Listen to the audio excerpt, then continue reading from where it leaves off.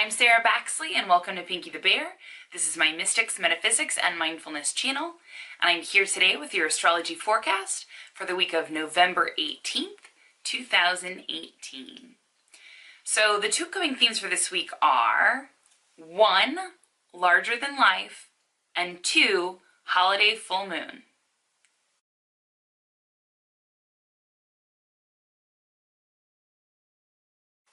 All right, so let's start out with our first theme of the week, which is larger than life. So, as we know, Jupiter ingressed into Sagittarius just like a week or so ago. And, we also had Mars switch signs like this past week in Pisces.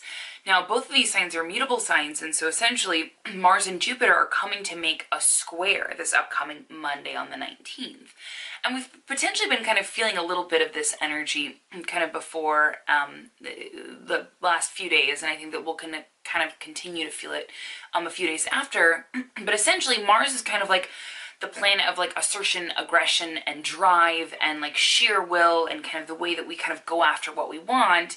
And Jupiter is very much, it expands anything that it touches, right? It's like it's the largest planet in our solar system. It's a lot about expansion or abundance or kind of creating things in a bigger picture, right?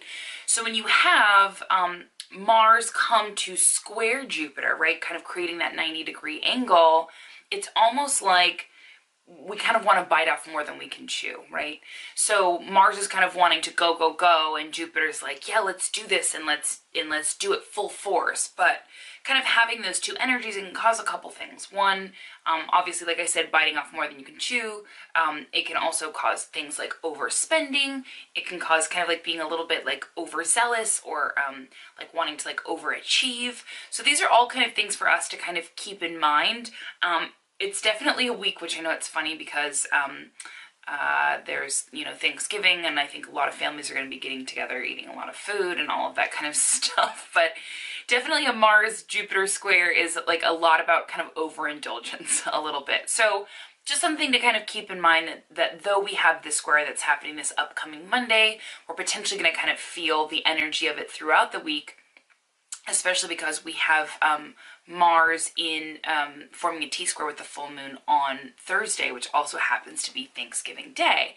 Now that brings me into our second theme of the week, which is holiday full moon.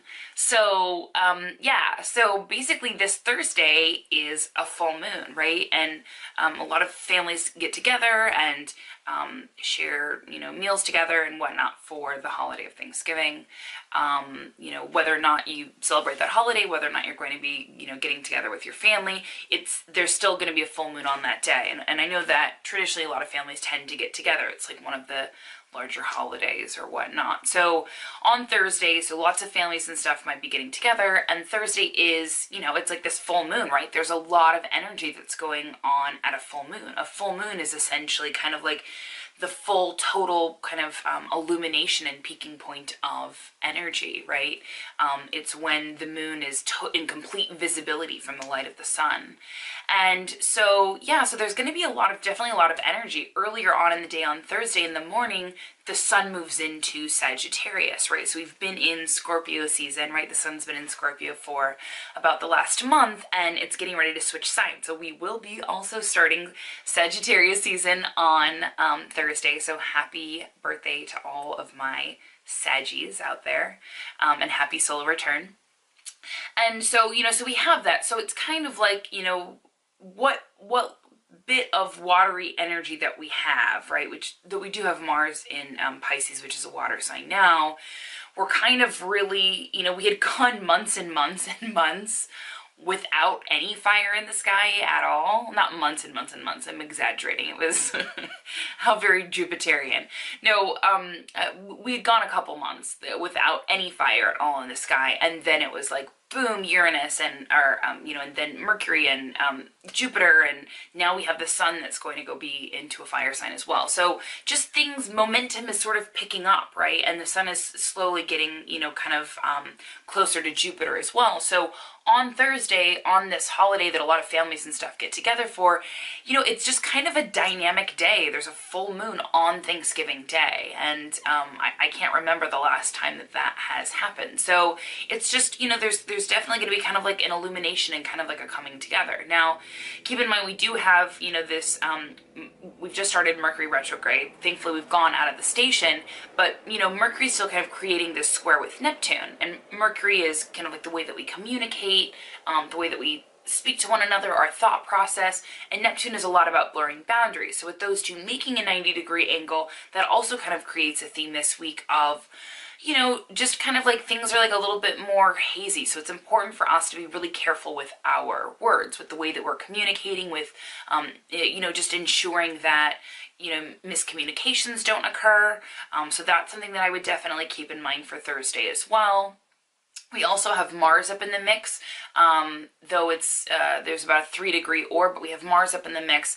And, you know, Mars, when it's in, you know, in the mix in a full moon, especially with the moon kind of symbolizing our emotions, it can kind of have a tendency to press buttons a little bit. So not necessarily projecting that these are the things that are going to happen on Thanksgiving Day, but it is really important for us to keep in mind that the volume is definitely going to be turned up a little bit more than usual. So just something to keep in mind there. And finally, we have Neptune up this upcoming Saturday, getting ready to station direct. So, you know, again, Neptune is, literally Neptune's job is to blur boundaries, right? And to kind of get us to kind of step back, right, from things a little bit. And so we have Neptune stationing direct, and it's one of the first major outer planets to station direct, kind of gearing up, because we're getting ready to head into, you know, that we've had, everyone's been so patient, and we've had this back-to-back personal planetary retrograde, back to back to back to back. And so I just think it's exciting to kind of start to see some planets starting to station direct, because come January, I think like maybe January 1st or 2nd, this is just going off memory, but the first couple days of January, then finally Uranus will be the last one to station direct, and then we will have 0 planets retrograde for about 2.5 months, which is amazing. So, you know, so there's going to be a lot of kind of, you know, moving forward and getting things done and not kind of having things hold us back, and really being able to think clearly and act clearly and love clearly, and just kind of really make a lot of progress, like when we hit the first couple months of 2019, which is amazing. So anyway, I just wanted to share the awesome news with all of you. But anyway, that's everything for this week. Thank you so much for tuning in. If you have any questions or comments, feel free to leave them below, and I'll see you around. Cheers.